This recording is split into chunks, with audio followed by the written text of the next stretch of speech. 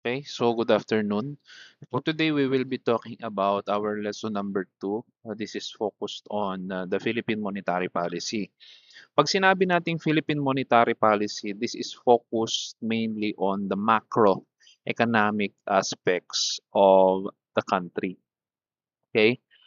Pagdating sa Philippine monetary policy, okay, this is one of the most powerful economic levers na ginagawa ng government dahil sa pamamagitan ng monetary policy na didiktahan or naiaayos ng ekonomiya ng bansa sa pamamagitan ng pagtaas or pagbaba ng interest rate, okay, sa kung anumang operasyon ang pinapalakad ng Bangko Sentral regarding sa kanilang pagha-handle ng supply ng pera. Ang monetary policy, okay, this refers to the action taken by a country's central bank. Hindi lang po ang Pilipinas ang nagha-handle ng ganitong mga aktibidades, okay? Kada bansa po meron tayong mga tinatawag na central bank. Dito po sa atin, ang ating central bank ay tinatawag nating BSP or ang Bangko Sentral ng Pilipinas. Ang pinakatrabaho po ng BSP ay magpatupad ng monetary policy. Ano po ba yung hinahandle ng monetary policy? When we talk about monetary policy, ang pinaka-primary objective po nito ay price stability. Okay? Pangalawa po dyan yung sustainable economic growth at saka financial system stability. Pag sinabi po nating price stability, dapat po, okay, ang presyo ng mga bilihin ay hindi po dapat ganoon kataas, okay? Hindi rin po ganoon kabilis tumaas, hindi rin dapat ganoon kabilis bumaba. Yun po ang pinaka-primaring trabaho ng Bangko Sentral. Makontrol po yung tinatawag nating inflation. Okay? Kasi po, kagaya ng sinasabi natin, kapag sumobrang taas ang presyo ng mga bilihin, ang mga nahihirapan ay ang mga consumers. Okay? At to follow na rin ang mga suppliers. Kaya ang pinakatrabaho ng Bangko Sentral ng Pilipinas is to handle the monetary policy. Pangalawang trabaho po nila is sustainable economic growth. Okay? Pag sinabi po natin sustainable economic growth, dapat napag-uusapan natin dito kung ang tao ay may kakayahang bumili, okay? Dapat po ipinapakita ng ekonomiya natin na maganda rin ang paglago nito sa pamamagitan ng maraming investors na pumapasok sa bansa natin. Dapat po ang bawat Pilipino ay merong trabaho. Okay? Nakikita din natin yan, nagre-reflect yan through the employment and unemployment rate. And at the same time, for future references, okay, katulad na nangyayari noon sa panahon ng President Aquino, ang kagandahan po nito, okay, it shows that the gross domestic product of the country is in level with the current debt of the country. Yun po yung mga panahon ng Aquino. Yun nga lang po sa panahon ng Duterte at saka sa panahon ng Marcos, patuloy pong tumataas ang mga utang ng bawat Pilipino. Kaya po ang nangyayari, yung gross domestic product po natin na tinatawag, hindi na siya pumapantay doon sa ating, what do you call this? Debt to, anong ratio ba yun? Debt to equity, okay, ratio na pinaghahalin tulad kung kakayahan pa ba or may kakayahan pa bang bayaran ng bansa natin ang mga utang. That is one of the work, okay, na ginagawa ng Bangko Sentral. And last will be the financial system is stability. Ang kagandahan po dito sa financial system stability is patuloy na ginagabayan ng Bangko Sentral ang mga financial institutions or financial intermediaries pagdating sa pag-i-impose ng mga makabagong teknolohiya or yung tinatawag nating fintech, kumbaga, pagdating sa paggamit ng any other modes of payment. Currently, ang ating mga modalities of payment, we are now entering the era of a tap-to-pay system. Meaning to say, we are only using our phones simula nang pumasok dito ang Google Pay. Okay? And later on within the year, papasok na rin ang ating Apple Pay para po sa mga ating iOS users. Ano pong kagandahan nito, sir? Okay? Nagkakaroon na po ng digital improvisation ang ating mga financial technology, meaning to say nagkakaroon ng evolution. We started from the barter system, we proceeded with the monetary system, Pumasok ang mga cards, debit cards, credit cards, and now we are now on the NFC, meaning to say the tap to pay system. And later on, siguro in the future, okay, matagal pa naman yun, the cryptocurrency monetary system. That is one of the objectives of the monetary policy. Again, we have three primary macroeconomic objectives: the primary price stability, sustainable economic growth, and financial system stability. Okay? Huwag po kayong masyadong malilito kung pag sinabi nating microeconomics and macroeconomics. When we talk about microeconomics, this is only focused on a single area. Okay? Halimbawa, Olongapo City, within the Olongapo City, the economic status of Olongapo City, etc., etc. But when we talk about macroeconomics, we are talking about the whole nation or the whole country itself. Okay? What are the changes in the economic status? What are the improvement in the economic status or situation of the country? That is where we talk about it. It is under macroeconomics. Okay? Now, in the Philippines, monetary policy is the exclusive mandate of the Bangko Sentral. Okay? Nahati po sa dalawang policy ang pinapa-implement ng gobyerno. Okay? Unang-una dito yung monetary policy na diniscuss natin at yung pangalawa would be the fiscal policy. For my students during the second semester, we have already tackled upon the fiscal policy. Okay? For those students who are not with me during the fiscal policy, this will be elaborated to you all throughout your second year under the banking and financial institution and most probably under taxation. Okay? Now, ang Bangko Sentral po ang namamahala sa ating mga sangkaperahan and at the same time sa mga institusyon na nagpapa-impose at pag-handle ng pera. Lahat po yan.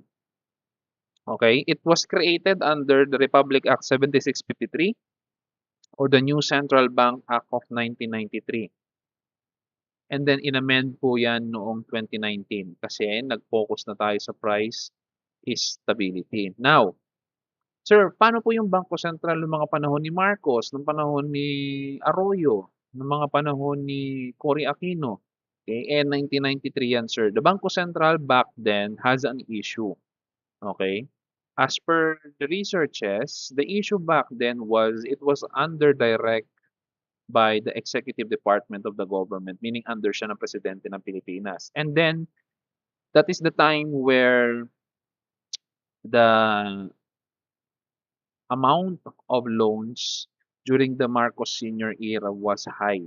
It is because they are mandating or the administration back then is mandating the Bangko Sentral to print money for sabihin na lang natin na magamit ng administrasyon. And we all know about it na when it comes to printing money, yung value ng pera is bumababa.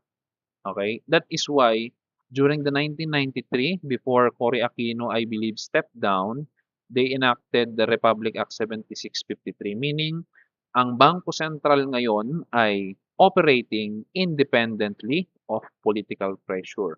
Meaning to say they have their own mind, they have their own decision, they are not mandated enough to follow the structure and sabihin na lang natin ordinances or economic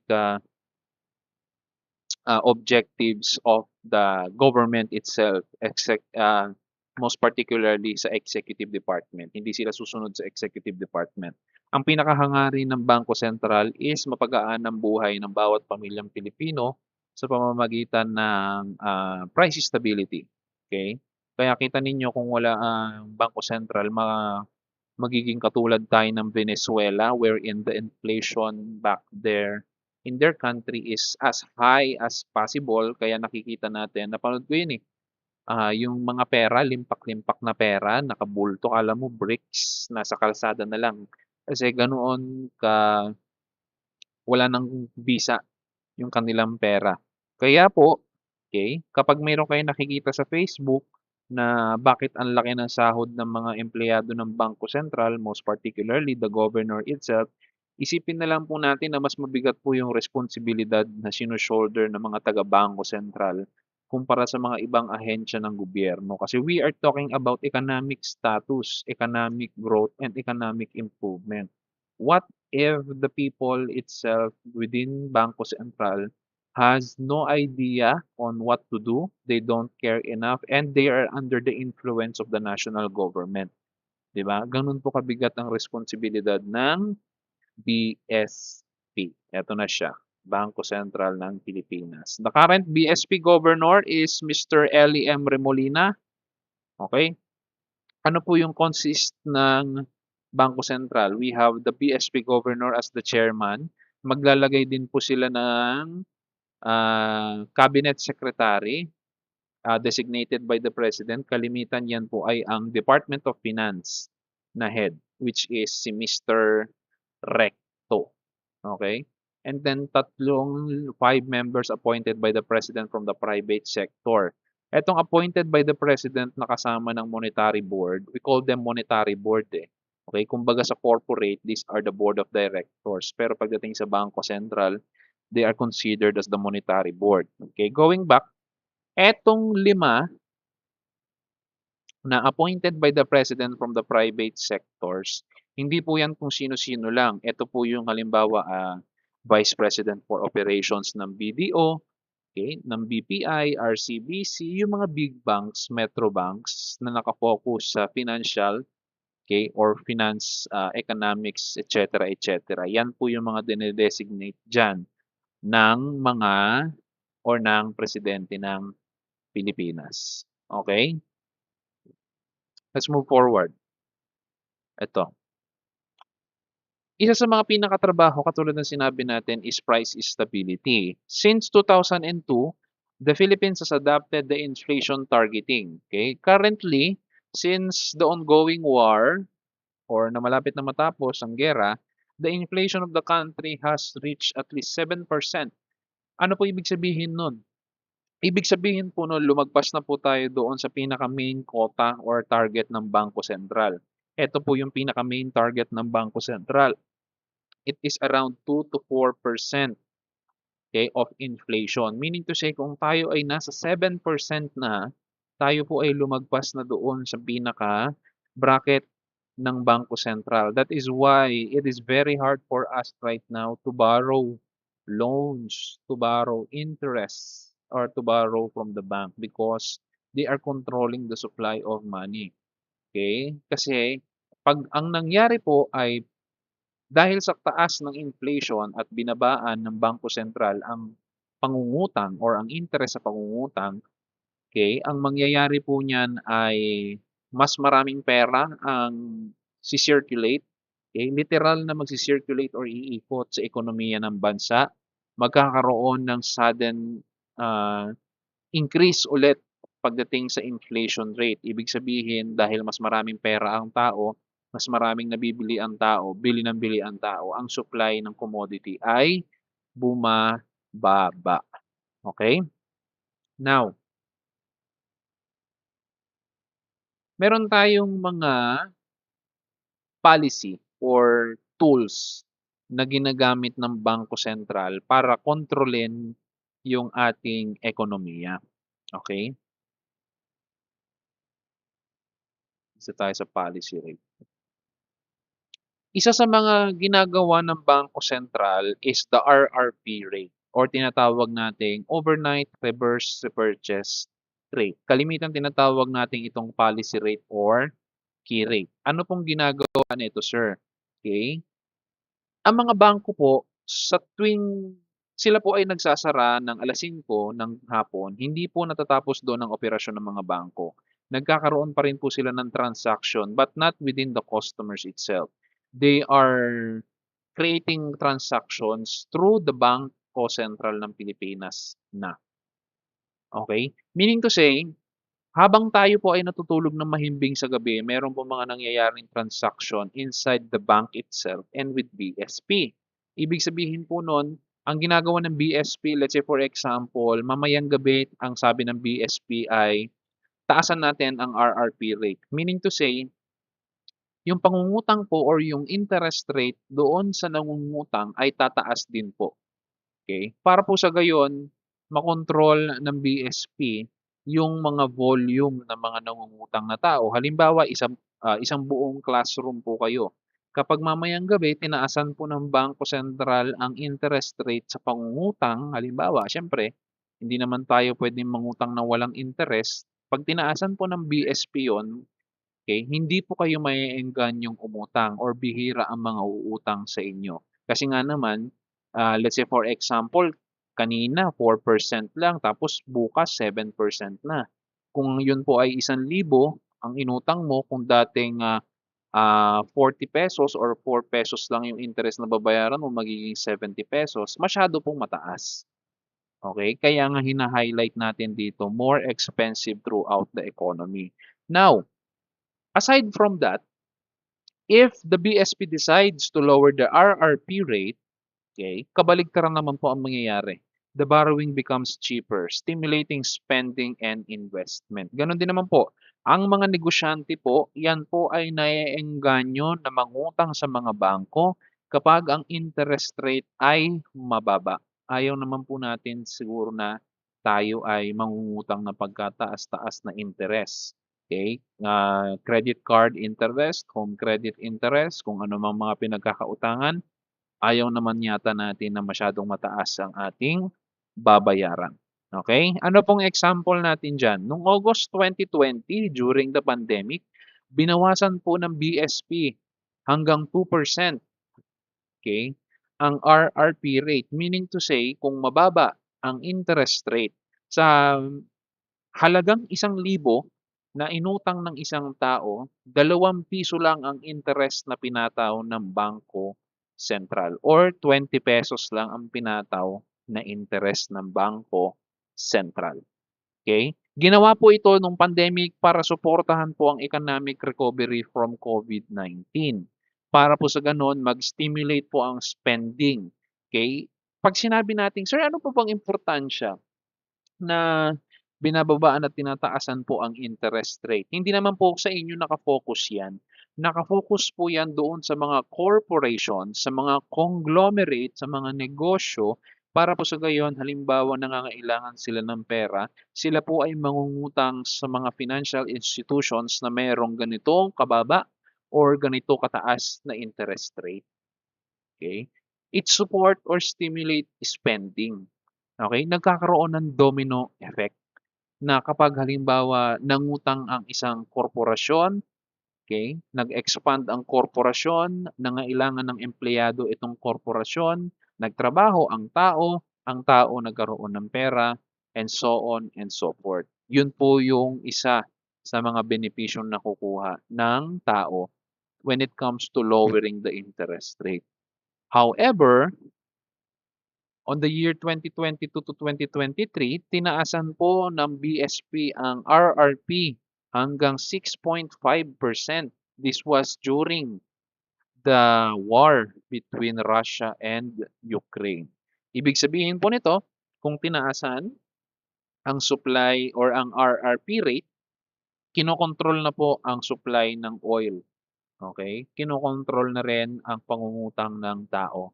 Kaya minsan nakikita natin na parang ang hirap gumalaw, ang taas ng presyo ng krudo, 'di ba? Naranasan din naman natin 'yan no, all throughout this year. Okay? Ang ginawa ng Bangko Sentral is inadjust din nila ang RRP rate. Okay? Ito po, key insight. Ang RRP rate is the primary trigger. Meaning to say, everything else in the economy follows its lead. It decides. Okay? Meaning to say, kumbaga, lahat ng nangyayari sa ekonomiya ng bansa, it is because of the RRP or yung reverse repurchase rate. Okay? Skip na natin to. Na-discuss ko na to kanina yung objectives ng monetary policy. Price stability. Okay, ito tayo. Okay? Aside from price stability, there are certain objectives na pinapatupad ang Bangko Sentral. Unang-una dyan ay full employment. Na-discuss na rin natin ito kanina. Binigyan ko na kayo ng pahapyaw. Okay? Or sustainable economic growth. Okay? Isa po sa mga trabaho ng Bangko Sentral ay makontrol ang ekonomiya ng bansa. Hindi po dapat ito manlalamig at hindi rin po dapat ito mag-iinit. Kumbaga parang sa isang sasakyan 'yan, hindi po dapat mag-o-overheat ang sasakyan or yung makina ng sasakyan at hindi rin po dapat ito masyadong manlalamig dahil hindi po ito aandar. Dapat po binabalanse 'yan.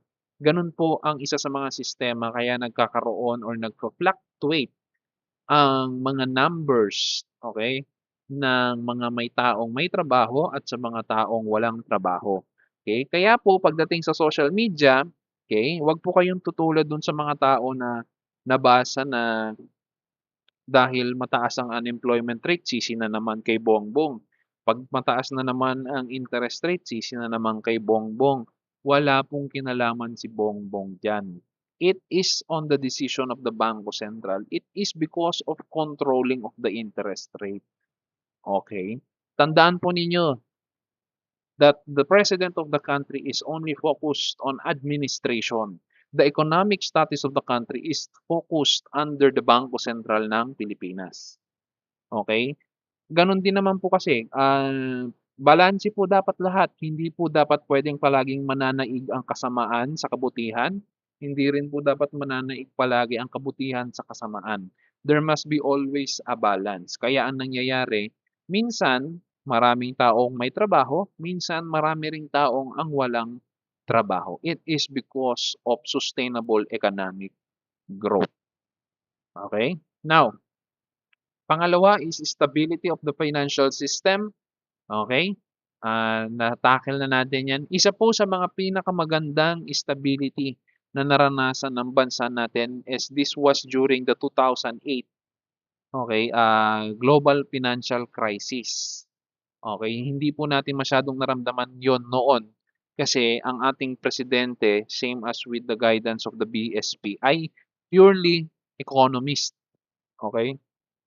Kasi ano nga naman kasi yung mga presidente ngayon, 'di ba? Isang, bahala kayo kung anong pagkakaintindi niyo sa kanila, okay. When it comes to stability of the financial system, ang BSP po ay ang bangko ng mga bangko, okay. Meaning to say, they are the lenders of last resort, okay. Meron po kasi mga financial institution or mga bangko na hindi kinakaya ang liquidity ng kanilang operasyon. Meaning to say, mababa ang deposits, mababa ang number of loans, hindi na nakakapag-sustain or ang business operation ng bangko kaya nagkakaroon ng tinatawag nating bankruptcy. Okay? Sir, kapag mayroong bankruptcy, pinapayagan ng Bangko Sentral? Dapat po hindi. Kaya po nandito ang isa sa mga objective ng Bangko Sentral, stability of the financial system. Okay? And considered as the lender of last resort. Hindi po dapat pinapayagan ng Bangko Sentral na mayroong mga bangko or financial institution or intermediary na hindi po dapat pinapayagan ng BSP na magsara ito. Meaning to say, if they are lacking or insufficient in terms of liquidity, okay, the Bangko Sentral itself will provide for the bank. Kaya kino-considered natin sila na lender of last resort. Sila muna ang magsusupervise ng bangko hanggang sa makapagtayo na ito at makatayo na ito sa kanilang sariling paa. Okay? At ang pangatlo sa mga trabaho ng Bangko Sentral or ang kanilang mga trabaho is exchange rate stability. The current exchange rate of the country is around 61. Okay? O baka isisi na naman po natin kay Bongbong yan. Hindi po kasalanan ni Bongbong. Kasalanan po ito ng giyera na nangyayari between Iran and USA. Okay? We need to change our mindset between the economic status and pinpointing other people on the current problem that we are experiencing. Isa po sa trabaho ng Bangko Sentral is to control the exchange rate, to manage the floating exchange rate. Hindi po pwedeng hindi nila kontrolin yan kasi the primary commodities are using oil. The oil is being bought with using the US dollar. And the current denomination that the world is using is the US dollar. If we cannot control the US dollar, there will be a problem. Baka pumalo ng 70 or 80 pesos kada isang dolyares. Ayaw naman nating mangyari yon. Okay? Yung example natin dito, hindi na updated to. Okay? So, that is one of the uh, jobs or objectives na ginagawa ng Bangko Sentral. Pang-apat, external stability. Okay? Pagdating sa external stability, the BSP manages the country's international reserves and monitors the balance of payments. Okay? Pag sinabi nating balance of payments and international reserves, we are talking about the gold. Okay? The gold na meron ang Pilipinas. Eh kung pwede naman palang gastusin yung mga ginto sa Pilipinas, sir, bakit hindi na lang natin gastusin? Hindi po pwede yon.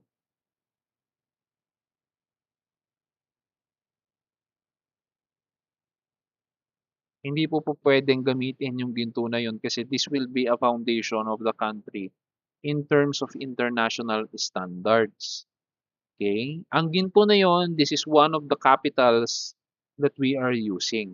Okay? Kaya kino-consider natin yan as the firepower. Okay? Pag sinabi nating reserves, hindi pwedeng galawin. But we have the value. Kasi pagdating sa ibang bansa, ginagamit natin yung ginto bilang batayan na kung ano mang kapital ang kakayahang bayaran ng isang bansa. Okay? It is a standing, kumbaga. Okay? So that is one of the responsibilities of Bangko Sentral. Okay? Let's move forward. We have different tools of monetary policy. Isa-isahin natin kung ano yung mga ginagamit ng Bangko Sentral sa pagpapaandar ng ekonomiya ng bansa. Okay? Ito po yung mga kalimitang tools na ginagamit nila. Andiyan yung BSP policy decision, andiyan yung interbank rates, bank lending rates, credit and suspending, at saka output and prices. Okay?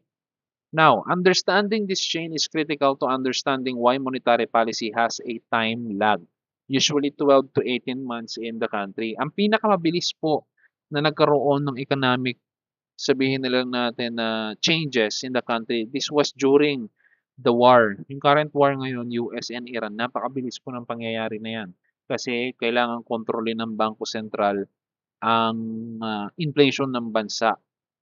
Kailangan din nilang kontrolin ang mga amount of money that we are using. Okay? Now, let's isa-isahin natin. Unang-una, eto na-discuss natin to kanina, yung RRP. Okay? Pahapyawan natin ulit. Okay? Yung RRP is the, what we call this, key changer or yung pinaka-primary source o ng Bangko Sentral sa pag-a-adjust ng monetary policy. Okay? So that is the first one.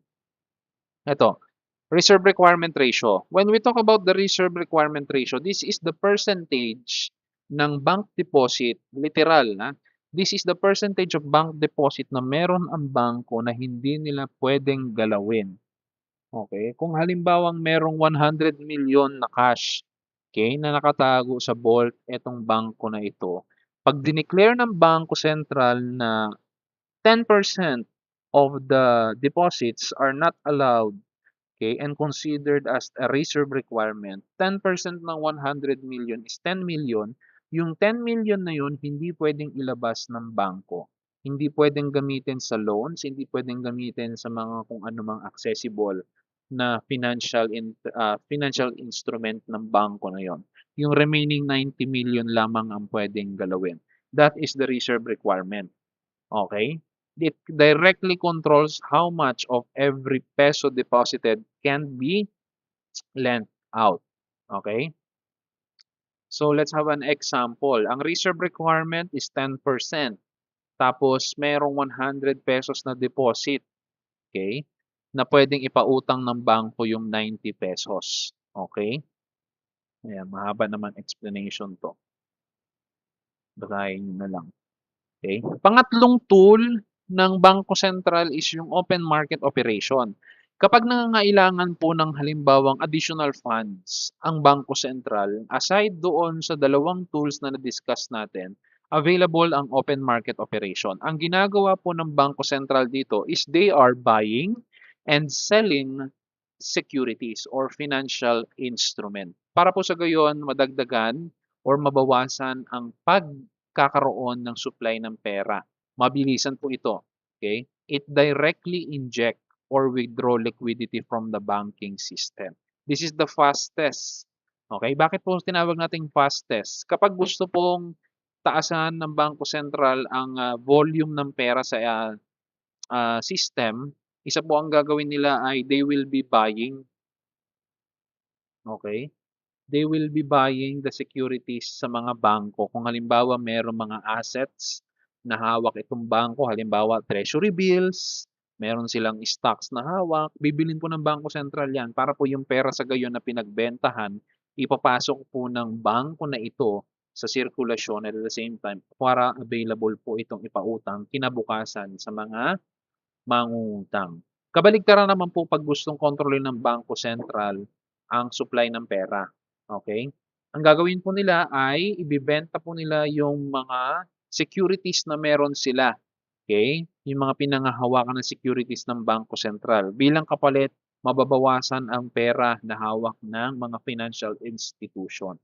Okay? And at the same time, kung nabawasan ang pera, makokontrol po ng Bangko Sentral ang supply ng pera within themselves. That is what we call open market operations. It could be either buying securities or selling securities.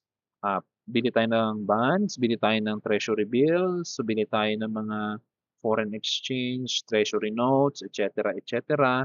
That is what the consist of this open market operation. Okay?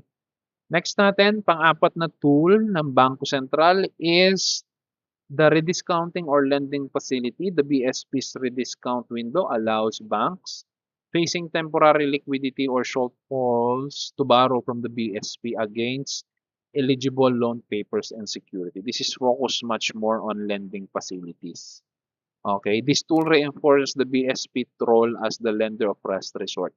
Nangyayari lamang po ito kung ang halimbawa ang isang bangko or financial institution ay hindi masyadong liquid, kumbaga. Yun yung sinasabi natin kanina before bankruptcy.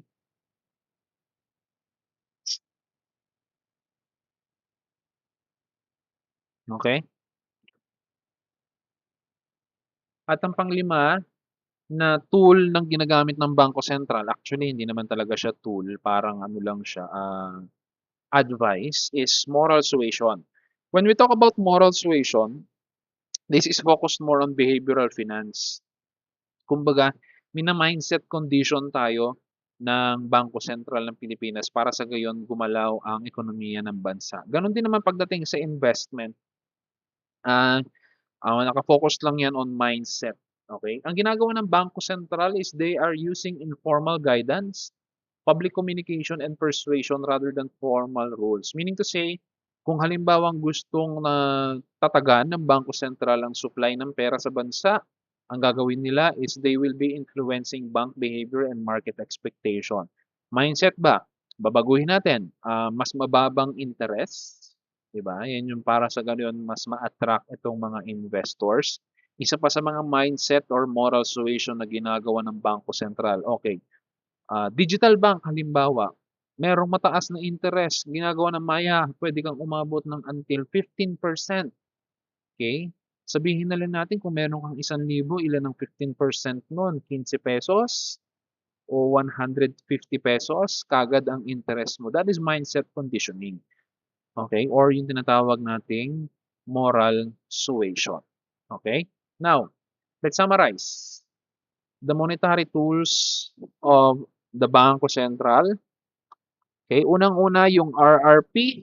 Okay, ang kinokontrol nito ay yung prices ng pera. It lowers the rate. Pag mababa ang rate, mas maraming maipapahiram sa bangko. Pag mataas naman ang rate, mas kakaunti. Reserve requirement, pangalawa, yung proportion ng deposit na itinatago ng bangko. Open market operation, ito naman yung buy and sell na nangyayari between the Bangko Sentral at saka nung bangko. And then the last one will be the lending rate. This is the rate BSP charges in case of emergency for liquidity. Okay? Proceed tayo, section 4. Okay? Balikan nyo na lang pag hindi nyo naiintindihan. Kaya nga in-upload ko to sa YouTube. Okay? Now, eto po. Meron pong dalawang policy ang ini-impose ang Bangko Sentral. We have the monetary policy expansionary. And the second one is contractionary. Kapag po ang ekonomiya ng bansa, katulad na nangyayari ngayon, ay bagsak, underperforming, mahina, maraming walang trabaho, okay, masyadong mataas ang presyo ng bilihin. Ang gagawin po ng Bangko Sentral is they will be implementing expansionary monetary policy. Ano po yung sakop nitong expansionary? Under the expansionary monetary policy, ang Bangko Sentral po ay niluluwagan ang financial condition. Mas pinapaluwag po ng Bangko Sentral na mangutang ang mga negosyo or negosyante, conglomerate or korporasyon. Bababaan po nila ang interest rate. Okay? Bababaan po nila ang interest rate para po sa gayon maengganyo ang mga tao. Okay? Mangutang, gumastos at saka mag-invest. Okay? Kailan po ginagamit ang expansionary or kailan po ginagawa ang expansionary? Tuwing recession, economic contraction, yun nangyari sa USA versus Iran. That is an economic contraction. Marami pong walang trabaho, maraming tinanggal na trabaho, mag-i-impose ng mga expansionary ang BSP. Deflation or yung masyadong mababang inflation, di ba? Kailangan hindi rin po kasi maganda na masyadong mababa ang inflation rate natin. Kaya nga ang sabi ng Bangko Sentral, this is between 2 to 4%. Okay? Credit market freeze at saka external shock. This was during pandemic, natural disaster, or global financial crisis. Again, pag expansionary monetary policy, ine-engganyo po ng Bangko Sentral na mangutang ang mga conglomerate or korporasyon. Para po sa gayon, yung perang inutang nila ay gagamitin nila sa kanilang negosyo in terms of expansion, pagpapalaki, pagpapalawak ng negosyo. Pag nagpalawak ng negosyo, maraming hahanaping empleyado, therefore maraming magkakaroon ng trabaho, and so on and so forth. However, pag sinabi naman nating contractionary monetary policy, kabaligtaran po ang nangyayari. Dahil lahat ng sobra ay masama. Kapag po ang ekonomiya ng bansa ay nag-overheat na dahil sa kadahilan ng mabilisang pagtaas ng inflation, okay, marami na yung nangungutang, yung mga presyo ng mga assets, ng lupa, ng ginto, tumataas na, or masyado nang mababa ang ating exchange rate. Kaya nagkakaroon ng pagtaas ng ating importation. Ang i-impose na ngayon ay contractionary monetary policy or the tightening, hinihigpitan ang monetary policy. Ito po yung mga dahilan kung bakit nag-i-impose ng monetary or contractionary monetary policy. Sa ngayon po, ang ginagawa ng Bangko Sentral, we are under contractionary. They are controlling the inflation. They are controlling peso depreciation. Yan po ang isa sa mga hinaharap ng Bangko Sentral ngayon. Okay? Again, expansionary and contractionary. Kapag sinabi natin contractionary, hinihigpitan po ng Bangko Sentral ang pagpapautang ng pera sa mga korporasyon. Tinataasan po ang interest rate. Para sa gayon, ang mga businesses na ito hindi maiengganyong mangutang. Therefore, pag hindi naengganyong mangutang, okay? Hindi sila mag-e-expand, maraming tao ang mawawalan ng trabaho. Pag walang trabaho ang tao, walang pera ang tao, walang pambili. To control the supply of the commodities. Okay? Ito, yung Mundell Fleming, huwag na yan, hindi mo mahalaga yan. Okay? So, this is the comparison. Basahin nyo na lang to para mas marami kayong maintindihan. Ang mahalaga is na-discuss ko na siya at mahalaga ay nakikita natin dito kung ano ang pagkakaiba ng expansionary at contractionary monetary policy. Again, pag expansionary, ini-stimulate ang growth. Pag contractionary, kinokontrol ang inflation. Okay? Pinapalamig ang ekonomiya ng bansa. Okay? Ang ginagawa pagdating sa expansionary, binabawasan ang RRP. Kabaligtaran naman pagdating sa contractionary, tinataasan ang RRP. Reserve requirement, okay? Pasok siya dito sa expansionary monetary policy. Okay? Pagdating naman sa contractionary monetary policy, pag sinabi nating sa reserve requirement, dahil nga kinokontrol natin yung supply ng pera, tinataasan ang perang itinatabi sa mga bangko at hindi yun ipinapautang. Okay? Pagdating sa open market operations or yung OMO, pag expansionary, bumibili ang gobyerno, okay, sa mga bangko ng mga securities. Kabaligtaran naman pagdating sa contractionary. Okay? Ano pong epekto nito pagdating sa Philippine peso, ang supply ng pera ay tumataas. Kabaligtaran naman pag sa contractionary and so on and so forth. Okay? So here are the review and reflection questions that you can read. Okay? Thank you, and we will be proceeding with lecture number 3 during our online classes. Thank you and good afternoon.